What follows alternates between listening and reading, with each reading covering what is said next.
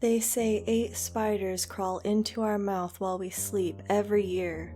I don't know about that. All I know is that one night I woke up as one crawled out. Written by Am a True Writer.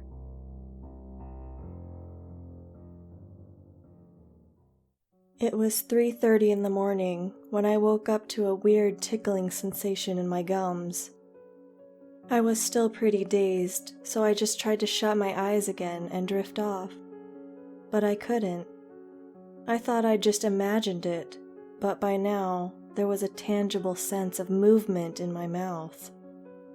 I figured it was a hair I'd accidentally swallowed or something, so I opened my mouth and blew out, hoping to clear up whatever it was and go back to sleep. I could feel whatever it was move, but it wasn't out yet, so I switched on my bedside lamp, grabbed my phone and turned on the front camera. That was when I saw it. It looked like a thick hair out of the right corner of my mouth at first, but pretty soon it began to move, and then another hair joined it.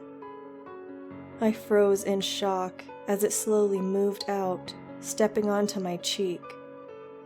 The legs seemed thicker now than when I mistook them for hairs. Its body was the size of my pupils, which I noticed on the camera were now completely dilated. It felt like there was a huge lump in my throat. I started hyperventilating, but I forced myself to remain as still as possible. The thing looked like it would bite. I'd never had a huge fear of spiders before, and even found them kinda interesting. That sentiment was lost now, with one slowly making its way up my cheek towards my right eye. Suddenly, I had an idea. I turned off my phone and placed it near the side of my face, in the path of where I could feel it moving. I held the bottom of my phone and tilted the top onto my face. Thankfully, I began to feel the crawling sensation fading, and when it was almost gone, I threw my phone towards the foot of the bed. I got out from under my covers immediately, and without losing sight of the phone or its passenger, I grabbed the book I was reading last night. In a panicked fury, I slammed the book down on where I saw it resting. I knew I got it, but I slammed the book down a few more times for good measure, as my breathing began to ease. I could still feel the lump in my throat, but I figured it would pass. I carried the book to the bathroom to wipe the cover down with some tissue. Before I threw it away, I turned it around to see it one last time. There it was, on a field of white, its little black body torn into 3 distinct parts, with some oddly colored gunk that had sunk into the tissue underneath, forming a circle around its mangled body. One of the legs seemed to be missing. I put the book down, threw the tissue into the toilet, and flushed. Then I stepped towards the sink, hoping to wash my mouth out of any remains of its unexpected resident, and wash my mind out of any memory of it ever happening. I looked at my reflection in the mirror and noticed my pupils had contracted back to their normal size. This was worse than any nightmare I'd ever had, but at least it was over. I could still feel the lump in my throat though, but I figured it would pass. I turned on the tap and placed my hands under the running water. I cupped a decent amount and sipped, sloshing it around in my mouth from side to side. I turned off the tap before I tilted my head back and gargled. Finally, I leaned forward and spit back out into my sink. The water seemed clear, which was a massive relief.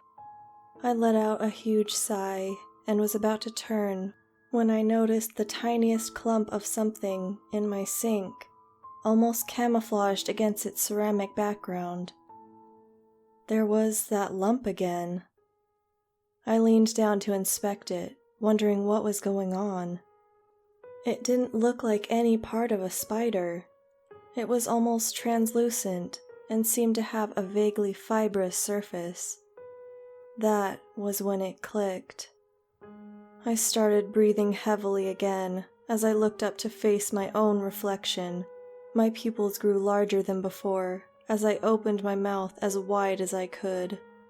My jaws ached and my lips felt like they could tear at the sides, but I didn't care. I looked down my own throat, and there it was. My heart dropped. Now, I don't know all that much about spiders, but I knew enough to know what I was looking at. I could only see the top of it, at the very back of my throat, but there was no doubt in my mind. It was an egg sac. I started coughing up violently, hoping to feel it dislodge and fall out into the sink, but it wouldn't budge. I could feel the coughs devolving into gagging, but even that did little to budge the lump. I tried gargling some more water, but even that did little more than cause some soreness around my throat. In a moment of sheer panic, I grabbed my toothbrush and opened my mouth wide once more. I slowly moved it back, fighting my gag reflex, until I could finally see that the bristles were close to the part of the sac I could see. I tilted the brush down, tears in my eyes as I fought the urge to throw up. The bristles made contact with the surface of the sac, and I pushed down further. I could feel now that it was stuck tightly to the surface of my throat, but as I pushed, it began to loosen. I was amazed at how long I held the brush in my mouth, but reflex won out pretty soon, as I leaned forward and threw up in the sink. I didn't care, however, as I sighed in relief. Lying among the remains of my dinner was a lump the size of a golf ball, though its pale color was now obscured by the more vivid colors of my last meal. I began to cry as I let out a sigh of relief. I gargled my mouth one final time, brushed my teeth, and let the tap run until my sink was clear of all evidence of the nightmare, before finally returning to my bedroom. I lied back down under my sheets, hoping that by tomorrow, this would be nothing more than a scary story I could tell people. Or even better, I think it just some odd nightmare and eventually forget all about it. Though that seemed a little unlikely. Unsurprisingly, however, the experience had left me a little too awake to sleep. I checked my phone. 4:13, just under 3 hours until I'd usually get up. I closed my eyes and tried to force sleep, but my mind wouldn't rest. I tried to breathe slowly and clear my mind, but almost in retaliation, it threw an idea right into the spotlight of my mind. You didn't get all of it out. Almost immediately, I felt a tickle in the back of my throat. I tried to tell myself I was being delusional, but after the surreal nature of what had just happened, it wasn't a convincing argument. I got up and ran to the bathroom to wash my mouth out again and checking for any remains of the sac, but I couldn't see or feel anything. It seemed like I was clear, but I couldn't get the thought out of my head. You didn't get all of it out. I didn't get any more sleep that night. I took the next day off work and went to the doctor that morning, explaining what had happened. The doctor didn't look like she believed my story. Not the part about the sac, anyway. But for my peace of mind, she shined a small light into the back of my throat and checked thoroughly. What she saw only seemed to prove her theory. She assured me that there was nothing there and that I could rest easy. I believed her until the early hours of the next day, when I felt a tickle starting from my throat and taking over the inside of my mouth. I opened my mouth to scream, but no sound came. only hundreds of tiny spots that raced out of my mouth and covered every inch of my face, running over my cheeks, up my nose, and onto my eyes. I could feel my tears drowning some, but more simply arrived to take their place. My heart was beating outside my chest, but despite my panic, I managed to sit up and turn on the bedside lamp. In the light, the sensation of the crawling spots faded, although my heart did not seem to know it yet. I ran my hands over my face and felt nothing more than slightly dry skin. Still, I didn't get any more sleep that night. It's been 3 months since that all happened. I haven't slept properly since that night. Sometimes I'll drift off for an hour or so, after a few days of fighting the urge to sleep. But I have the same nightmare about the egg sac and the crawling spots, and I'll wake up crying.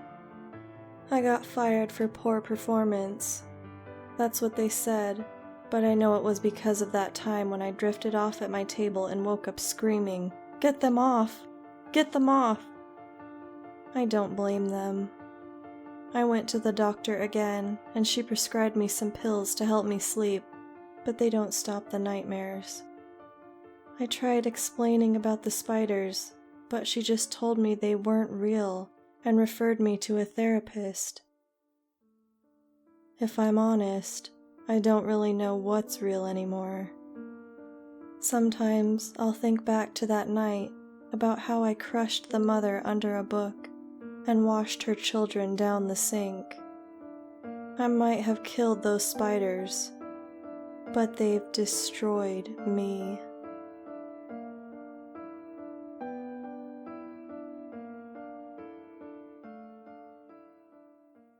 Hello everyone. Remember to give thanks to the authors who let me use their stories. Have a good night. Love, the Mistress.